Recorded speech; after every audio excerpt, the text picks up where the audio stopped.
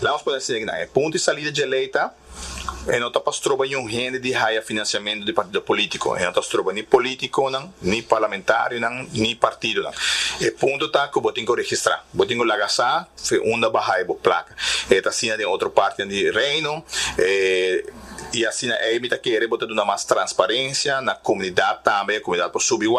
Edgar Vrola que gasta 10 mil florim, ela ha citado placa na fundraising e o povo tá de onde ela ha sua placa. Me aceita é ponto de saída para assim é rende por que seguramente é proteção para mesmo político não também. Então aceita é bottom line de saída por lo qual que tá é lei aqui sobre a nossa cora do passado, nós um buyback tá touch enviar pero bodi um cora para que bota bingo certo lei, nossa cora de rende duna certa donação e amanhã desue a cash out na terreno na outra coisa que causa roupa dano para o país. Então esse ponto de saída para a lei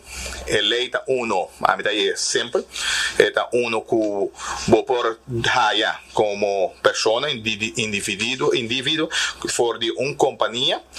20 mil florim e também partido por haya 30 mil florim. Em caso aqui vamos pôr assim antes esse é um ponto sim que nós corrigir a cerveja que, por exemplo, Edgar Vrola dono de 3, 4 companhias, então cada companhia dá um sponsor, agora mais. Agora que não, se está registrado, 4 companhias está registrado meu nome, dá biame para ter 20 mil florim na candidato, ou na diferente candidato, e 30 mil florim na partido, ou diferente partidos. Aí nós temos que ter conta com isso. So, antes se vega da taco, bota bem, meti em companhia A, B, C e D, me pode dar de tour companhia 30 mil florim ou 20 mil florim. Aí não está bem mais, que me botem um bom como está handle, bookholding, também de parte que esse não se trata de corrigir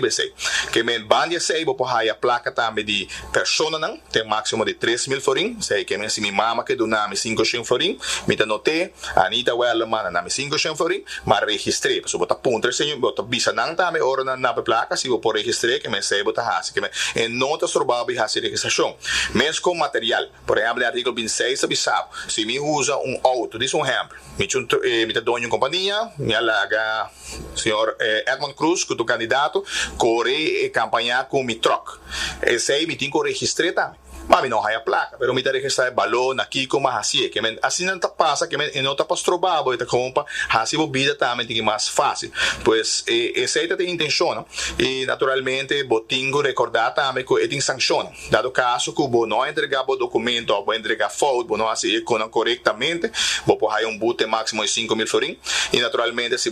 nós todos sabem o wetbook van strafrecht, se vou assim valsheid em geskriften, naturalmente vou estar a condena também